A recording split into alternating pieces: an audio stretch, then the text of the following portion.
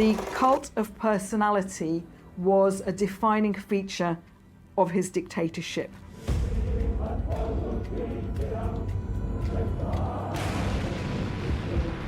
Violence and the pursuit of violence had become part of the modern Soviet state.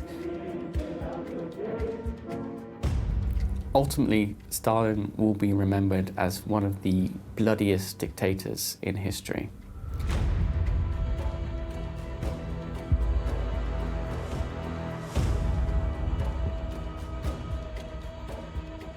You have 670,000 people arrested, and you have 376,000 people executed. That is just horrific.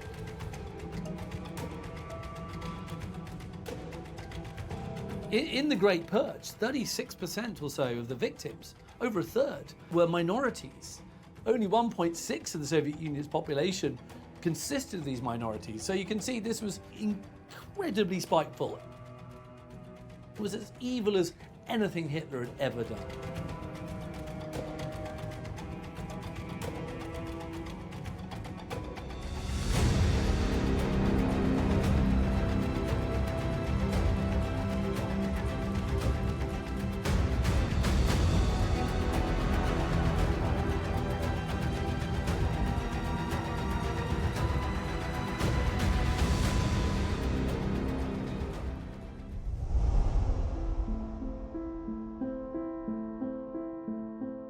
Josef Stalin was a Georgian revolutionary, essentially, but he also would become the leader of the Soviet Union. He is one of the most titanic figures of the 20th century.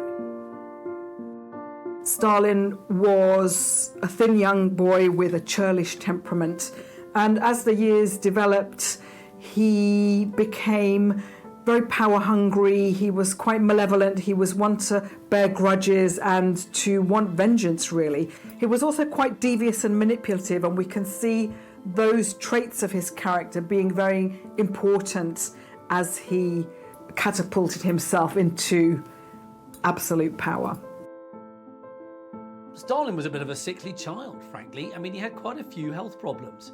Stalin had smallpox in his early years and was left with pockmarks. And then at the age of 12, he was really quite badly injured when he was hit by a carriage. And that is considered the cause of what was a lifelong disability in his left arm. These physical scars may have made him determined to overcompensate, and that had an impact on the way that he wielded power in such an unyielding manner.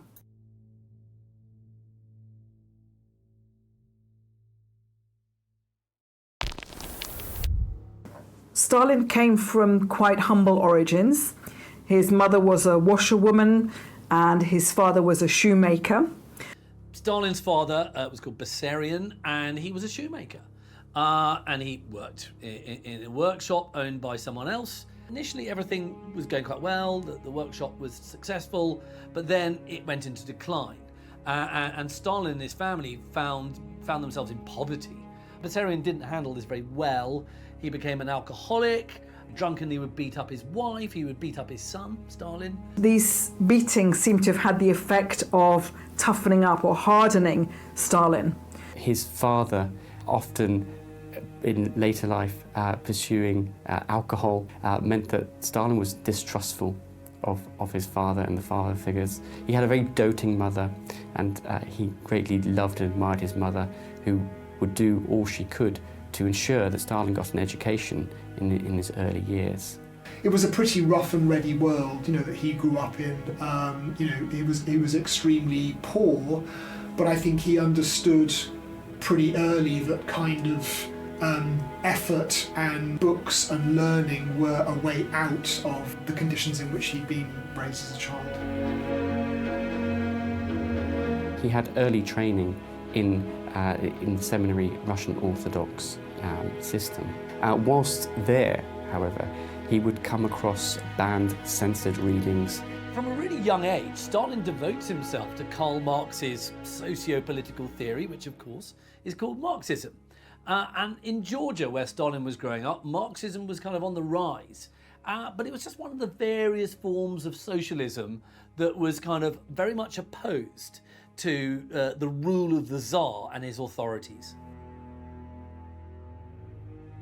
At the end of the 19th century, Russia was still ruled by the Tsar. What had changed in 1917 was that in the previous period, the Tsar, Nicholas II, was seen as invincible, infallible, the father of the Russian people. There was no dispute or question about his rule. The Tsar decided in 1915 to dismiss his commander-in-chief of the army and to take that position himself. So this meant that when things went wrong in the war, or where there were massive casualties, then he was to blame.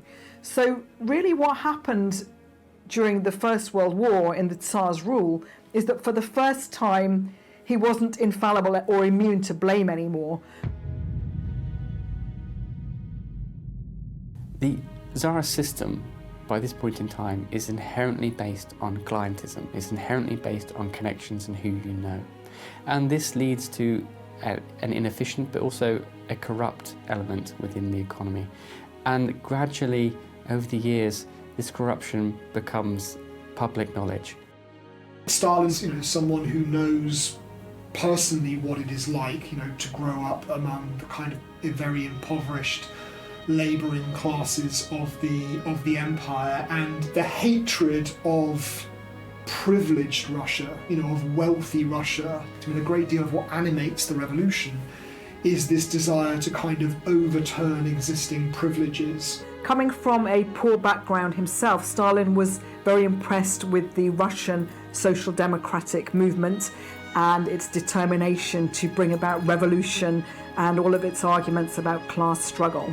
He joined the Russian social democratic movement at the age of 18 and became very interested and engaged in its social revolutionary outlook, and very determined to take part in its development and growth.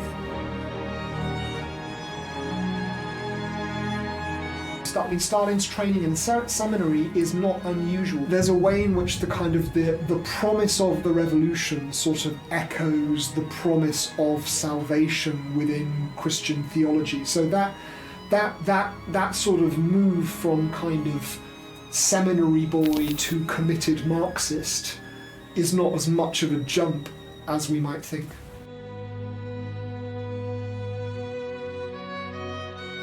Stalin's childhood in poverty certainly impacted his beliefs later in life. He grew up in an impoverished environment. He grew up with a mother often having to support him on her own. He grew up in going to a school system where he often didn't have the materials that other children had. And he would forever hold a chip on his shoulder. He would forever believe that this ensured his proletarian credentials above others.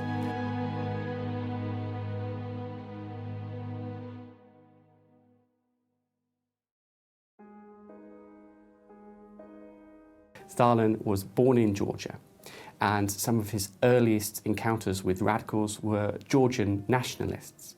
He soon turned against those Georgian nationalists and embraced Russian Marxism for its internationalist revolutionary possibilities. He wanted to change not just Georgia, he wanted to change the world.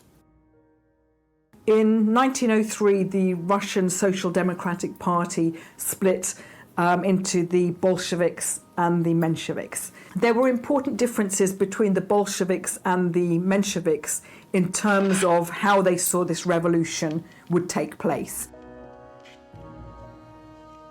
So some in the party believe that, the job of the party should be basically to kind of spread the gospel of socialism and to agitate among the workers, but ultimately it's the workers themselves who will take forwards the revolution. There is an alternative strand, which is the one pioneered by Lenin, which says that, look, the workers basically aren't really up to this on their own. They'll be too easily bought off by factory bosses. We need a professional group of revolutionaries who will devote themselves to the cause of revolution, and they will take the lead in bringing it about. So most associated with Bolshevism was Lenin, and the Mensheviks were most associated with Martov and with Trotsky. Stalin's earliest engagement with politics often came through the lens of the Mensheviks, who were dominant in Georgia at the time. However, he soon became very enamoured with Lenin and the Bolsheviks because they were hell-bent on implementing revolution, stoking revolution as soon as they could.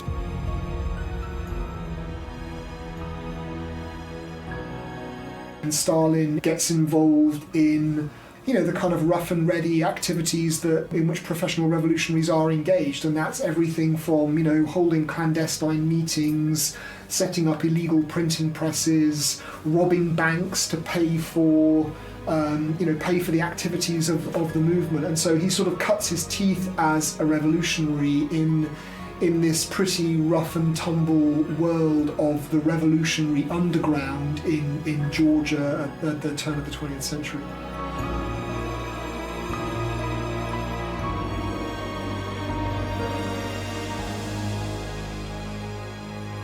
As Stalin became more and more interested and engaged in revolutionary politics, he came to the attentions of the Tsarist authorities. He was arrested several times and eventually sent into exile in Siberia.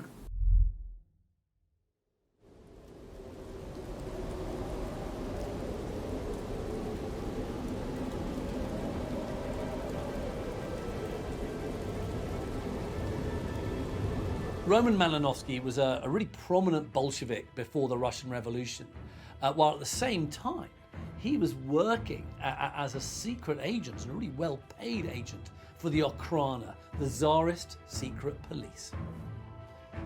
There's this Bolshevik fundraising ball at which Stalin is arrested, which Malinowski had persuaded him to attend, and had even gone and lent Stalin a suit and a nice silk tie or cravat. And Malinowski was talking to Stalin when detectives took Stalin away, and Malinowski said, I'll free you, Stalin, I'll free you. And in July 1913, he betrayed this plan for Sverdlov and Stalin to escape, and actually, warned the police chief in Torohansk. This, I think, feeds into a perception that, many in the Bolshevik leadership have, most notably Stalin, but not only Stalin, that there are lots of sort of hidden enemies.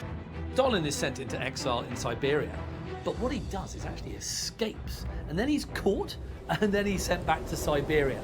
However, this time he's sent to this hamlet called Kureka, and that's right on the edge of the Arctic Circle. It's a place where you don't want to be, and escape, frankly, is basically impossible. Now, as the years go by, he has communications with key Bolsheviks, including Lenin, who are keen to monitor his health. At various points, it seems his physical and his mental health does suffer, but he remains a key Bolshevik. Stalin is suspecting one man to be an Okhrana spy in his circle, and that is Malinowski. And that is confirmed to be absolutely correct many years later. And that is going to fuel Stalin's future distrust of his comrades. It's a distrust and a paranoia that he's going to take with him to his grave. Having suffered in his exile in Siberia, on grounds of health, he asked to be moved out of Siberia towards the Urals. In this closer proximity, as February 1917 takes place, he's able to then find his way back to St. Petersburg and ultimately becomes part of the 1917 revolutions. It seemed in this period, after the century had turned, with prices of grain increasing and therefore prices of bread increasing, that unrest was coming to the fore, and we saw that in a revolution in 1905 and then the revolutions of 1917.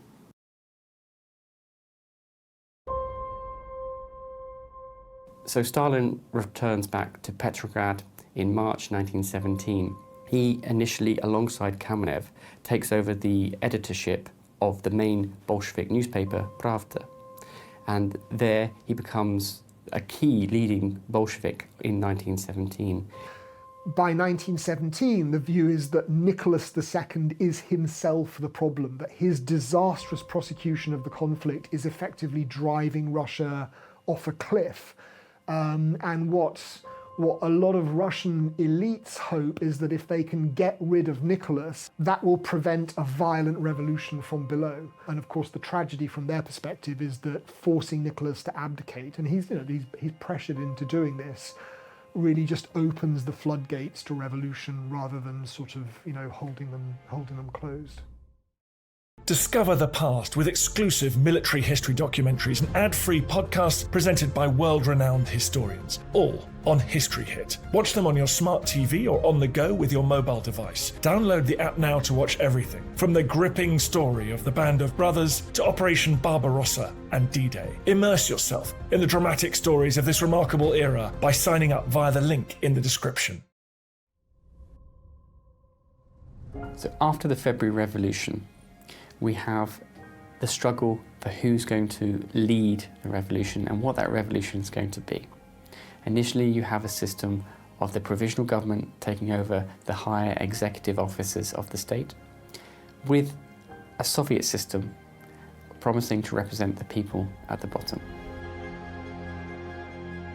Initially, he's arguing for something of a compromised approach. He wants to allow the provisional government at the time some scope to develop control over the country. Lenin, in exile at the time, is pulling his hair out from what little hair remains because he wants to push for the socialist revolution here and now. So, come October 1917, as the provisional government is floundering, as the Soviets are uncertain what to do, Lenin urges the seizure of power. So in the October Revolution, key buildings like telegraph offices and railway stations were taken over and controlled by the Bolsheviks. Lenin and the Bolsheviks had always said, all power to the Soviets, peace, land and bread. Provide bread for the people, end the war, give the peasants some land. The Bolsheviks see themselves as the good guys. I mean, they believe that they are on the side of creating a future, just and secure society that will be free of kind of oppression and tyranny. And if you have to murder some individuals to get there, that's a price worth paying. The very next day, Lenin formed a government called the Council of People's Commissars, with himself as leader. And they appoint key persons in charge of what used to be called ministries, will now be called commissariats. And that's a new government taking place. That's a new Red Dawn, as they came to understand it.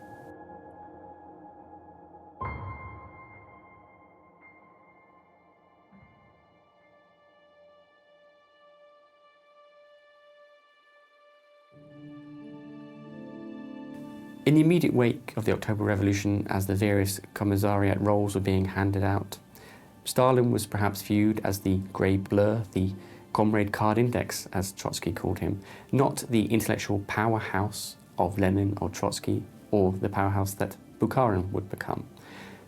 This is probably a disservice to Stalin, who had published on important issues, who was actually himself a revolutionary intellectual in his own right, but just not quite of the caliber of Lenin and Trotsky.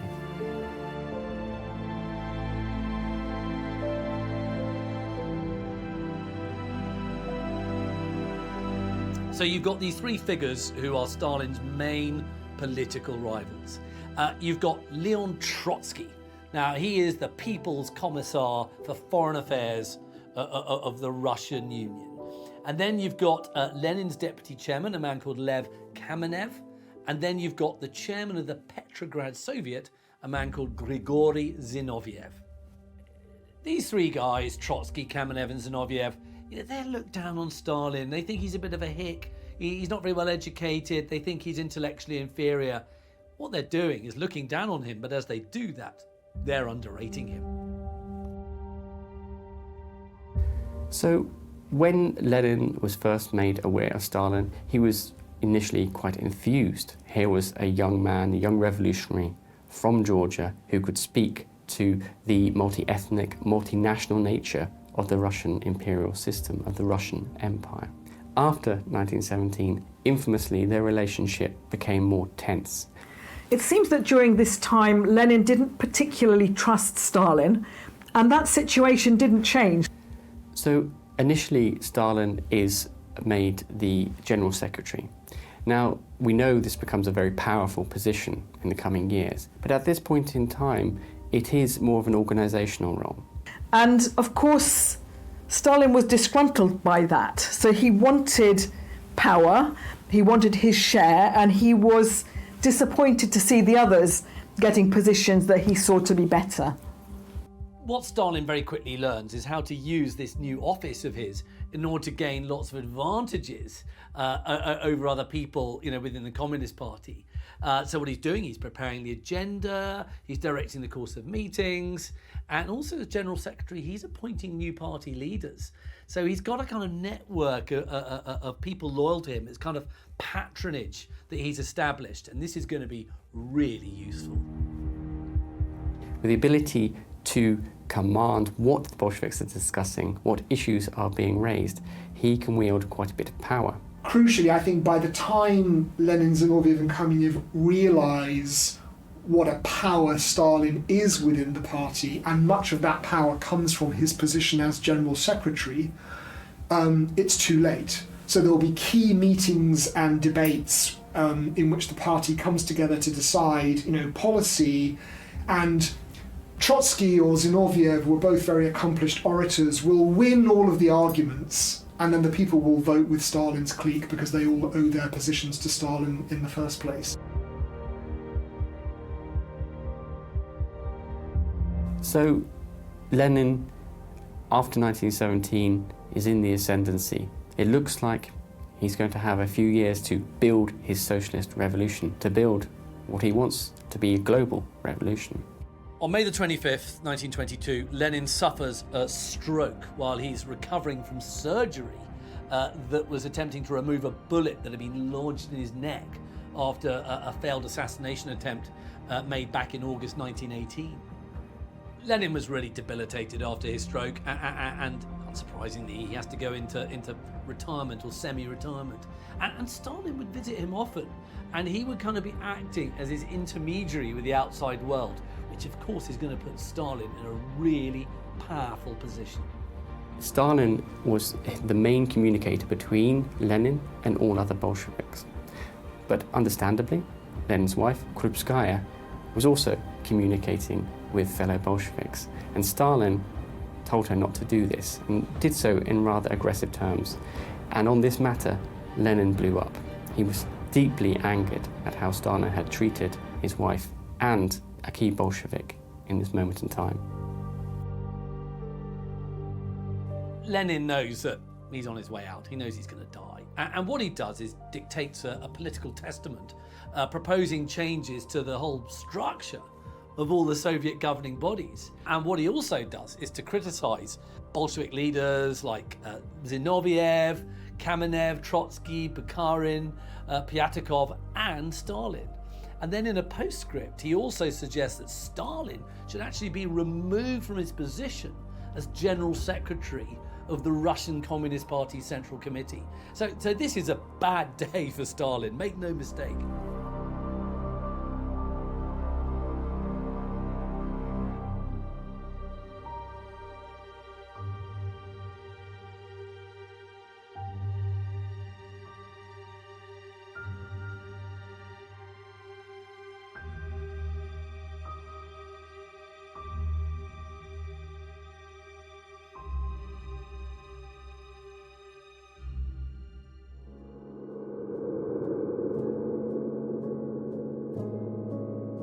Stalin obviously doesn't come out very well from this final testament. Stalin is criticised for his gruffness, his attitude towards Krupskaya in Lenin's final years, and also towards a potential dictatorial nature and how he uses his office. Stalin is obviously quite upset about this, but it's agreed that this will not be made public. And in not making it public, Stalin ultimately comes to benefit. This was suppressed, and the document was not, wasn't acted on by the party leadership. So it's not only Stalin who covers it up, but there was kind of a discussion. I think Stalin said, that's not Lenin speaking, that's his illness. In March 23, Lenin has another stroke. It's his third stroke, and it's really debilitating. He's lost his ability to speak, and then that month he experiences, partial paralysis on his right side, and he's clearly dying. And then on the 21st of January 1924, Lenin falls into a coma, and later that day, he dies. And there's then a great deal of sort of jockeying for position around Lenin's funeral and Lenin's funeral cortege, because it's all about sort of framing, who are the legitimate successors of Lenin.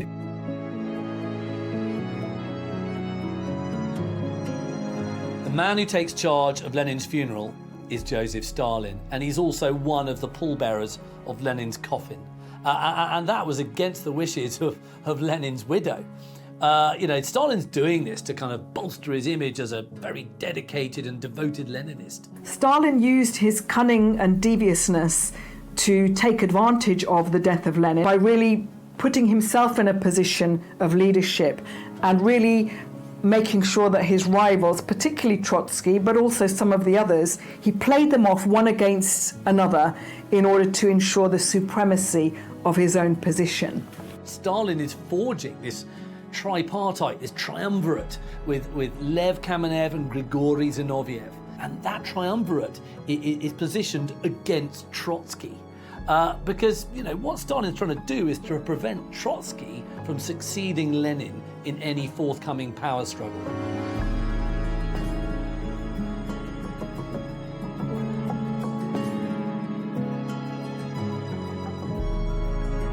Stalin's also in charge of the guest list at the funeral. And one of the invitations mysteriously gets lost, and that's the one to Leon Trotsky, Stalin's big potential rival. And this tarnished his reputation and just didn't look good.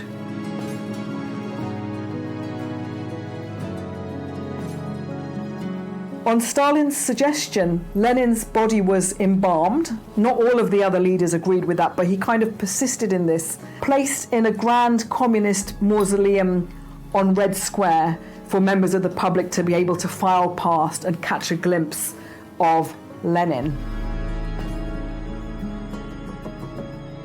On the eve of Lenin's funeral, Stalin made quite an important speech talking about we communists being of a very special mold and a special type, and really trying to unify the party in a way that it simply wasn't. And Stalin was sort of saying, actually, if we're going to be the successors of this great comrade Lenin, we need to unify. And he was also calling for the party to be unified under himself. So by the end of 1929, Stalin had turned the position of General Secretary into the absolute centre of power of the party and therefore the entire Soviet Union. Despite Lenin's last will and testament, Stalin had manoeuvred himself into a position of undisputed leader and ruler. And from that point on, the cult of the leadership that surrounded Stalin just continued to grow.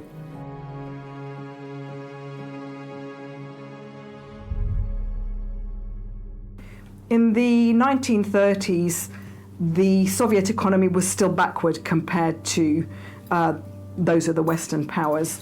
Many of the fruits of industrialization and urbanization in the decades before 1917 have been destroyed in the First World War and the Civil War. So in some respects, the Russian economy in the 1920s is more backward than it was on the eve of the First World War.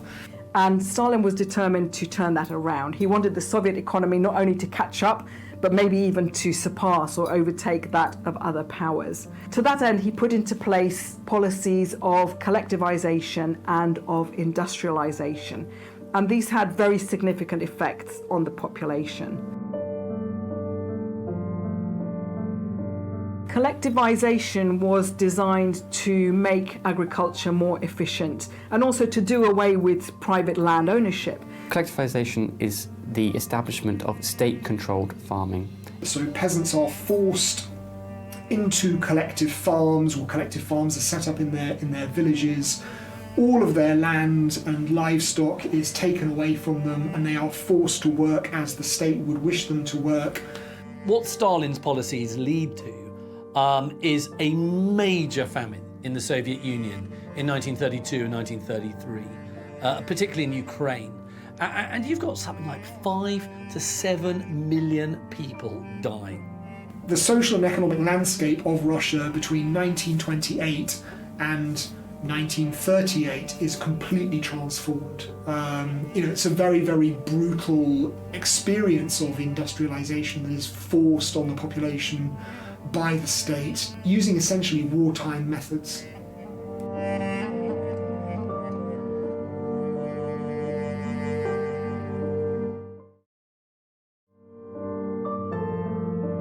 The kulaks were the wealthier peasants who had resisted Stalin's drastic collectivization measures. In Russian history, Soviet history, a kulak is a wealthy or prosperous peasant, a man who owns a relatively large farm, maybe several head of cattle, horses, who's financially capable of hiring labour and then actually renting land out.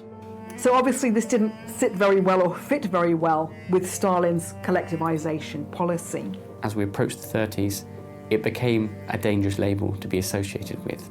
To be a kulak was to be a rich peasant, was to be someone that wasn't working with the state or on behalf of the state or in a collective farm. Someone who was looking to profit off the state for their own self-interest. Someone who wasn't part of the collective we, but part of the individual I.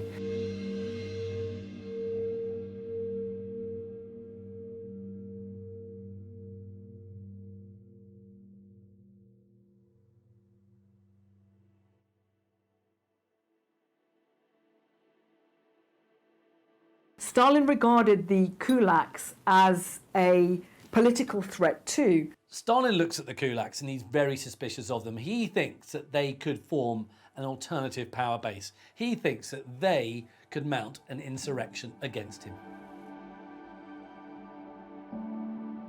So what Stalin does is to try to basically neuter, if you like, the kulaks.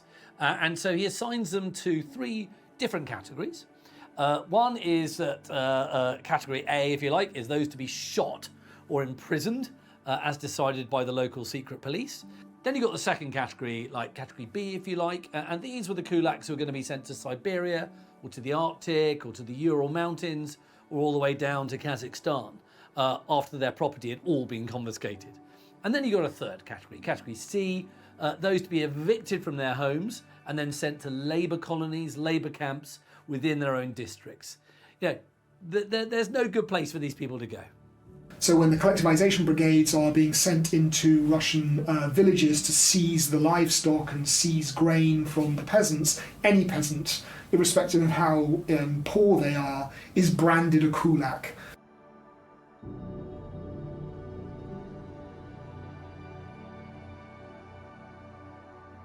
Make no mistake, what we've got here is a policy, ordered by Stalin to liquidate the kulaks as a class of people. And this is one of the very first legal orders issued by a state in human history, ordering the mass murder of some of its own citizens. To a large extent, the reason that Stalin never really faced a major popular uprising was the violent arm of the state had been extended, had been built up. Violence and the pursuit of violence had become part of the modern Soviet state.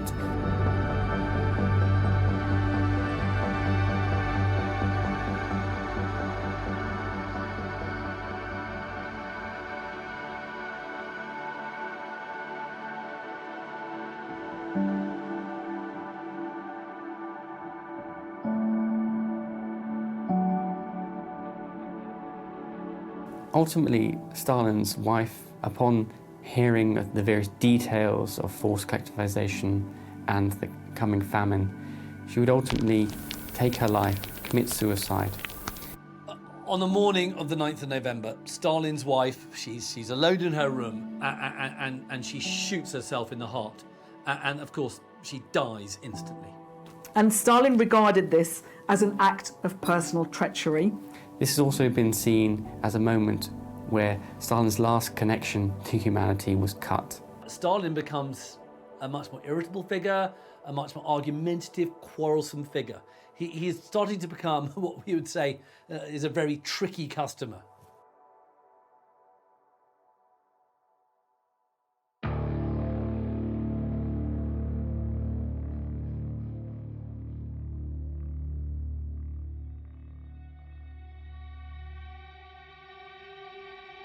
Sergei Kirov was head of the Communist Party in Leningrad, and he was very popular, quite a cheerful figure, and he sort of fell out of favour with Stalin because in 1934 at the party congress, Kirov got a much more lengthy ovation or applause than Stalin did, and Stalin did not like this at all. Kirov makes this really powerful speech, and Congress delegates these votes to elect the Central Committee. And in this vote, Kirov receives only 3 negative votes, which is far fewer than any other candidate, including actually Stalin himself. And of course, Stalin, ever suspicious, his moustache kind of bristling with suspicion. His views on Kirov go from, this guy's a nice loyal party member, to thinking, actually, he's a potential rival. On the 1st of December 1934, Kirov is shot and he's killed by a man called Leonid Nikolaev at his offices in the Smolny Institute for reasons that were unknown.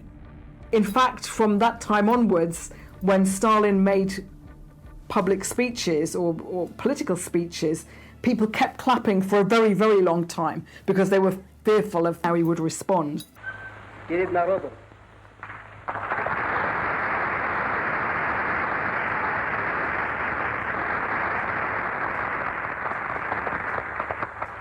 Перед рабочим классом.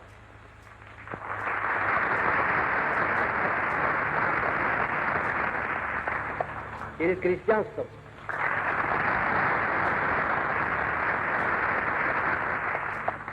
Now, there's been lots of speculation about this assassination. What was Stalin's role, if anything?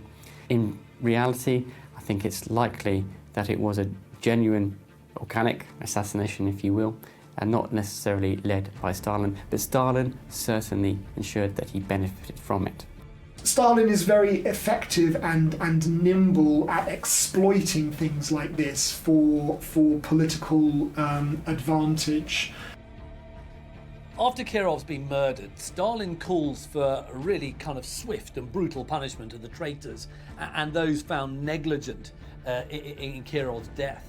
And what this does is it gives Stalin the perfect excuse to eliminate his political rivals. He accuses Grigory Zinoviev and Lev Kamenev and Prigozhin and all the others who had stood with Kirov in opposing Stalin of being what he calls morally responsible for Kirov's murder, and therefore guilty of complicity. In much the same way that Hitler uses the Reichstag fire to move against his opponents, Stalin uses the Kirov assassination. You have these 3 big, widely publicized trials that successfully wipe out many of Stalin's rivals and critics. You've got several really high-ranking communists, including Kamenev, Zinoviev, Bukharin, Rykov. They're all accused of treason for conspiring with, fascist powers, capitalist powers, to assassinate Stalin and other Soviet leaders. These, of course, are all trumped-up, fabricated charges.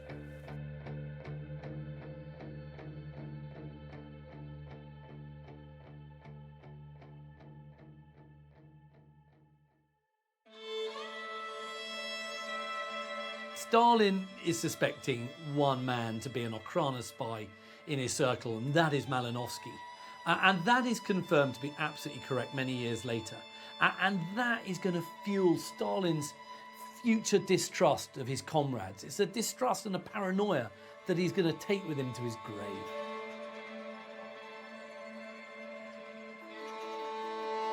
By the mid-1930s, the view from the Kremlin is that they are encircled by hostile, expansionist powers. You know, the Nazis have come to power in Germany.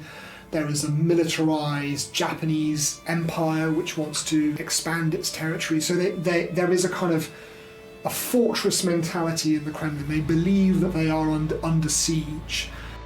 Stalin used terror as a political weapon. And so the Great Terror is a term which is used to describe a kind of campaigns of arrests and executions that are launched in the summer of 1936 and do not wind down until the autumn of 1938. They needed to root out all enemies, in particular internal enemies. Ethnic Germans or ethnic Poles or ethnic Koreans or Finns whose loyalties are in question, because when war comes there is the fear that they might support, you know, the other side.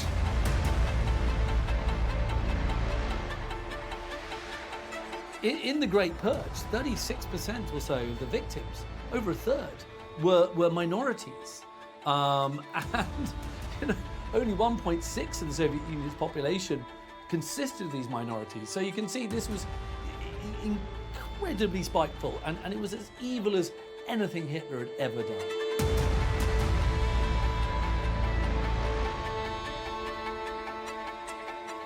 You have 670,000 people arrested, and you have about half them, I mean over half them, about 376,000 people executed.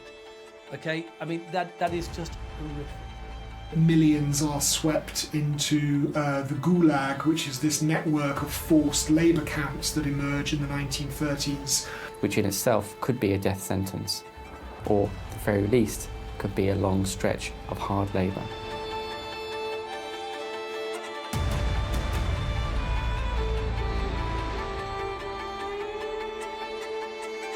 As well as removing any potential political threats to Stalin, what he also does is to create an environment of fear, frankly.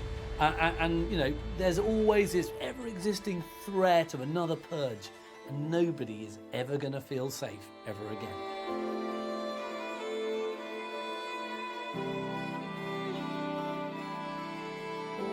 Although Stalin had been really very successful in his elimination of political rivals, or people he thought were political rivals within the Soviet Union, there was still his biggest threat in his mind was still at large, and that of course was Leon Trotsky.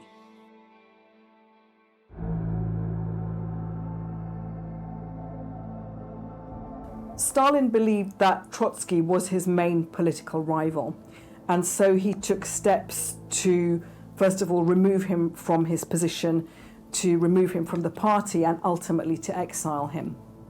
During the power struggle, as it initially starts to develop, Stalin's initial fear is that Trotsky will win out.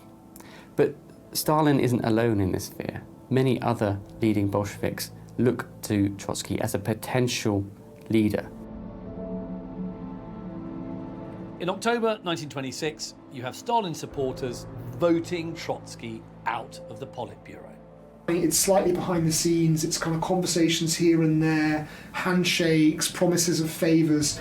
He's very good at kind of bringing people on side, so that when these big questions about the fate of the left opposition or the right opposition are debated, he has lots of supporters who are falling in behind him, partly because it's in their interest to do so, but partly because they've been persuaded of the merits of his arguments. So during the power struggle, as Stalin starts to remove his rivals, Trotsky has various positions taken away from him, and he is exiled outside the Soviet Union. And during his exile, Trotsky, he continues to oppose Stalin. Just because he's not in the Soviet Union doesn't mean that he still can't be noisy. Stalin's trial against me is built upon false confessions, extorted by modern inquisitorial methods in the interest of the ruling clique. There are no crime in history more terrible in intention and execution than the Moscow trials of Zinoviev-Kamenev and of Petakov-Radek. His trials developed not from communism, not from socialism, but from Stalinism, that is, from the irresponsible despotism of the bureaucracy over the people. I think Stalin felt genuinely threatened by Trotsky. Trotsky was this aloof, intellectual powerhouse who often seemed to talk down to Stalin. And I think this would have brought up some complicated emotions within Stalin about his position within the party and his sense of legitimacy, perhaps. So I think it probably did aggravate a chip on the shoulder, if you will. Trotsky remained a significant threat, or at least was perceived so by Stalin. Trotsky was hell-bent on advocating for his vision of what a revolution could and should be. He knew that his words would live on forever. He was prolifically writing, to ensure that the truth would in one day out and that Stalin be removed and the revolution would get back on course. On the 28th of August 1940, Trotsky's in his study, and in walks this Spanish-born NKVD agent, a man called Ramon Mercader, and he attacks Trotsky. And he uses a kind of an ice pick or an ice axe, and he basically kills Trotsky in this most violent and brutal fashion. And he's been sent by none other than Stalin.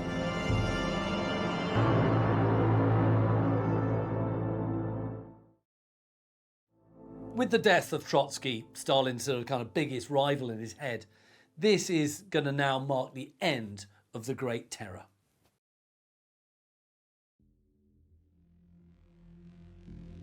As the sheer number of arrests and executions begins to take a toll on the economy of the Soviet Union, that's because of a lack of workers and low factory output, Stalin decides the internal enemies had been defeated.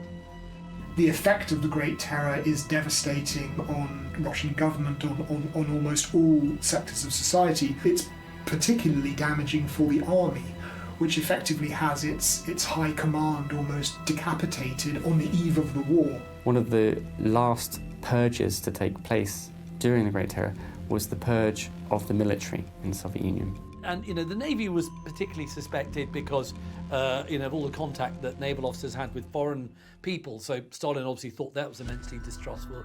And then you've got about 50 out of 57 Army Corps commanders going, 154 out of 186 division commanders, all Army commissars, all 16 of them, and of the Army Corps commissars, 25 or 28 are purged.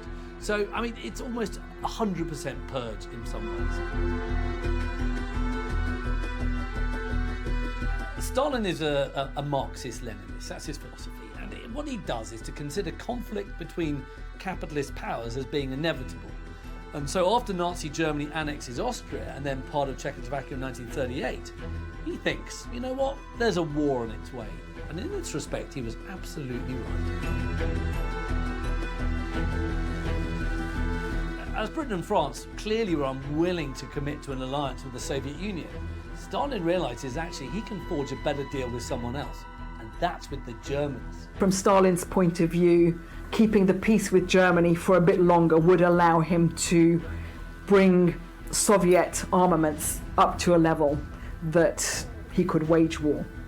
During the various meetings and negotiations between Nazi Germany and the Soviets, those held within the Soviet Union, Stalin would host, and at a banquet he would occasionally raise a toast to key Jewish Bolsheviks and key Jewish Soviets at the table. This would force those Nazi delegates to raise a toast to Jewish representatives. I think Stalin is asserting his power, he's asserting his authority. He's telling Nazi Germany that you are negotiating with us, you are on our territory right now. It is a power game, a power move. And so in August 1939, you have the Soviet Union signing the Molotov-Ribbentrop Pact with Germany, and this is a kind of non-aggression pact. And Stalin sees this as an opportunity, both for territorial expansion and also a temporary peace with Nazi Germany.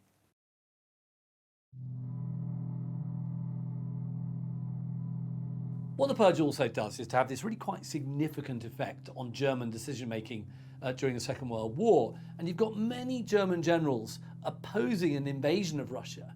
But Hitler disagrees because he argues that the Red Army was far less effective after Stalin had purged its intellectual leadership.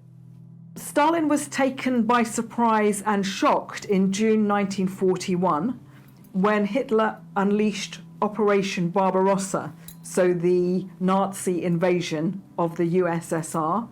That whole non-aggression pact goes out the window in June 1941, and this is going to start, the most brutal war ever on the Eastern Front.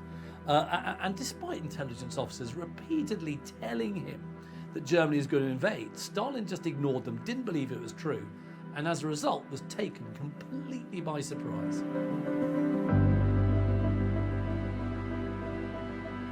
In June 1942, the Germans begin a huge offensive in southern Russia. They want to punch their way down to get some oil fields. And what they're going to do is to threaten Stalingrad. Of course, that's a city named after the Soviet leader. And that's going to have a lot of propaganda value if Hitler can take it. I think as Nazi Germany invade the Soviet Union, that Stalin is again feeling betrayed by enemy forces, again betrayed by those that he's negotiating with. It stokes his sense of insecurity and mistrust.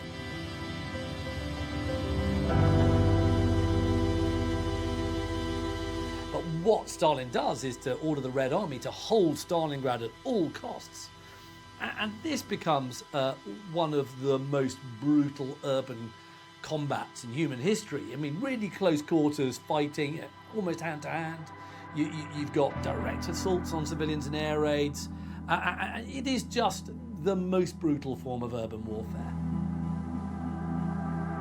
Initially, of course, Stalin and Hitler had signed the Molotov-Ribbentrop Pact. They were allies. However, when Germany invades the Soviet Union, Stalin finds some new allies. And those, of course, are the UK and the US.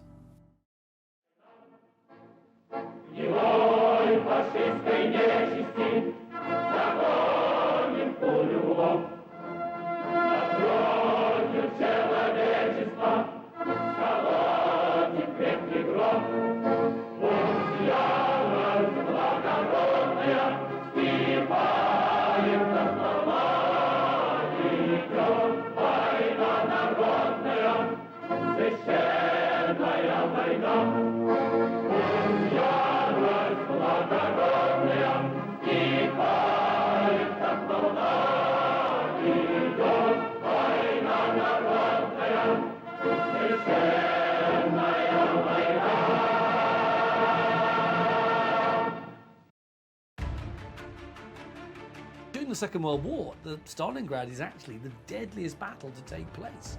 And about 2 million people are lost. So it is one of the bloodiest battles ever in the history of mankind. Of the once 300,000 strong German 6th Army, between 30,000 and 45,000 had been flown out wounded. Half of the size of the army was either killed or died of cold, and over 100,000 surrendered to the Russians as prisoners of war, of whom only some 6,000 survived their captivity to return to Germany. So this was an absolute rout for the German army.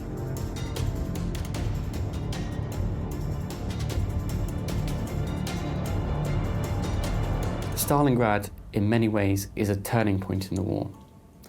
The Soviet refusal to give up and to fight to the last man and to continue this brutal effort gives the Soviets ultimately the sense that they can withstand this Nazi invasion. It might mean that everything is razed to the ground, but they will not give in, they will not give up.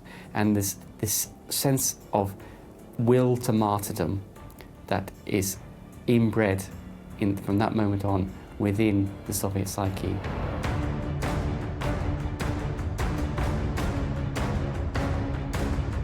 Infamously, Stalin's son, who had been captured by Nazi forces, was offered in exchange for Nazi personnel, and Stalin refused to accept that exchange.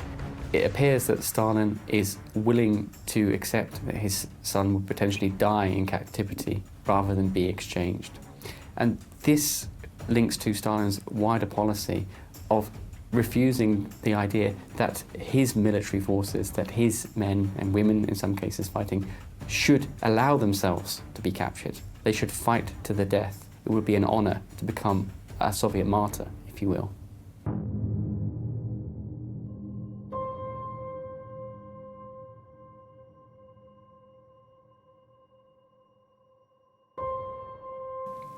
I don't think we can overstate the importance of victory, of winning the Second World War, or the Great Patriotic War, as it's known in the Soviet Union and still today in Russia.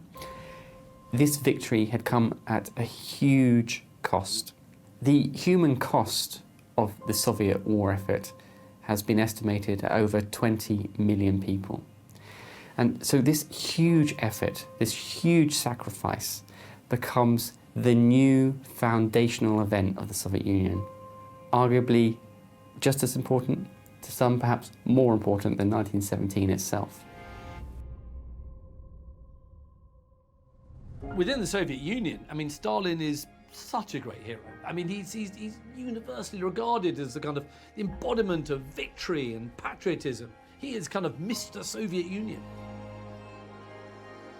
Victory in the Second World War only led to an increase in Stalin's popularity. So this was this great victory against fascism, against Nazi Germany and her allies. And the Soviet propaganda machine took advantage of this victory really to cultivate even more this cult of the leader that surrounded Stalin. Товарищи, Великая Отечественная война завершилась нашей полной победой.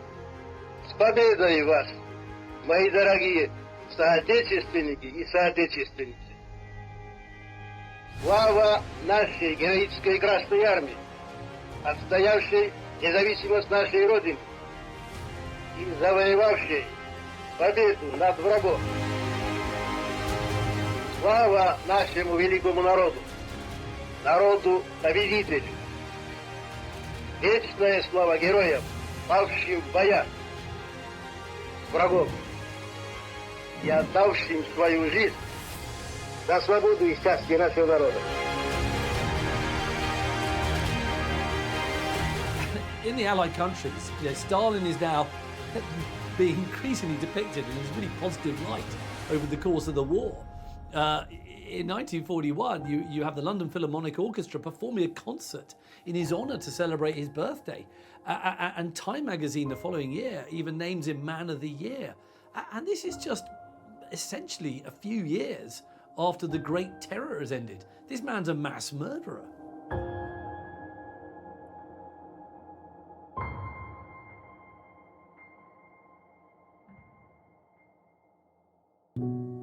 In the aftermath of the Second World War, what happens to the British Empire is it starts to decline, and that's going to leave the United States and the Soviet Union becoming the two dominant world powers. The Soviets, and to a large extent Imperial Russia before them, often seem to promote the idea or the need for a buffer zone. There was a fear of external threats coming their way. Stalin was very keen to make sure that the states of Eastern Europe would be friendly to him and to set up communist states in those lands. His policies to expand led to a reaction from the United States, and in particular from the Truman government, to contain the Soviet Union and to contain Stalin's policy of expansion. United in detesting communist slavery. We know that the cost of freedom is high, but we are determined to preserve our freedom no matter what the cost. At the end of the Second World War, you have the Soviet Union occupying or controlling Bulgaria, Romania, Hungary, Poland, and Eastern Germany. From Stettin in the Baltic to Trieste in the Adriatic, an iron curtain has descended across the continent. And all are subject, in one form or another, not only to Soviet influence, but to a very high and in some cases increasing measure of control from Moscow. On the 5th of March 1946, the former British Prime Minister and wartime leader, Winston Churchill, he's speaking at a college called Westminster College in Fulton, Missouri. And he's summing up the situation in Europe. And he coins this very famous phrase in this speech, because he says, from Stettin in the Baltic to Trieste on the Adriatic, an iron curtain has descended across the continent. Now, that phrase, iron curtain, that metaphor, is going to be used, for decades to come. And that speech may have been one of the first shots fired in the Cold War, if you like.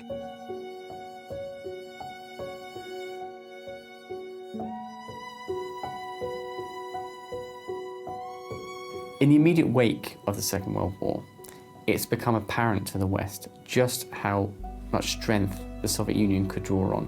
The reality is it's greatly weakened and exhausted by its war effort, but it's demonstrated itself capable of withstanding Nazi assault and pushing Nazi forces back to Berlin. Once Nazi Germany was defeated, the Grand Alliance broke down and the differences between the former allies became clearer.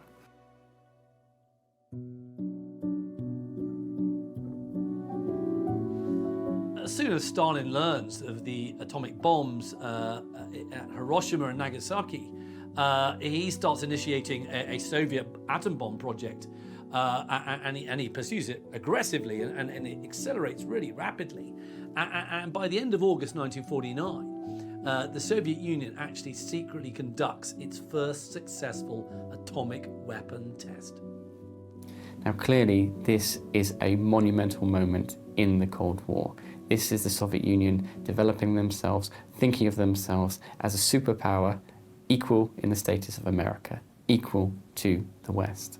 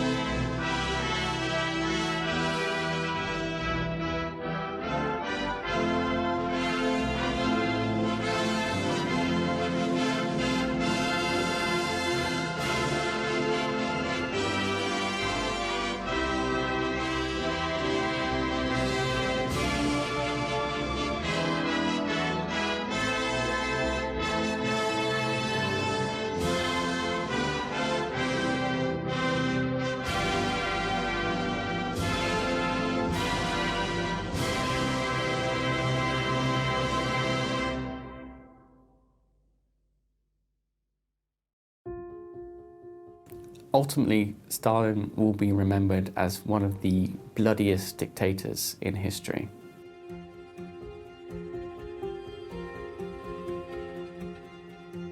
By the time Stalin's health is failing, in the early 50s, the Cold War isn't being directed by Stalin alone, it isn't being directed from above. To a large extent, the mechanisms and the structure of the Cold War are already in place.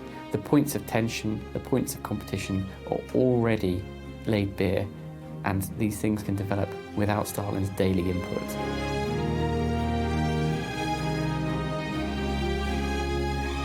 In his later years, like so many of us, Stalin's in really poor health. He takes his increasingly long holidays, and in 1950 and again in 1951, he spent almost about, 5 months having a holiday at his dacha. That's his holiday home. From 1946 until he dies, Stalin only gives 3 public speeches, and 2 of them only last a few minutes. All right. Mr. Vyshinsky, have you got any statement about President Truman's atomic bomb? Please, excuse me. Does Russia have the atomic bomb? No, sir. Well, what's your reply to me? But by this point, you're dealing with a man that's almost a living deity. You're dealing with someone whose sheer force of personality is at the centre of the party, and he cannot be questioned. And so, to some extent, the Soviet Union is stuck in this position, unsure what's coming next, and it has to adapt to Stalin's health.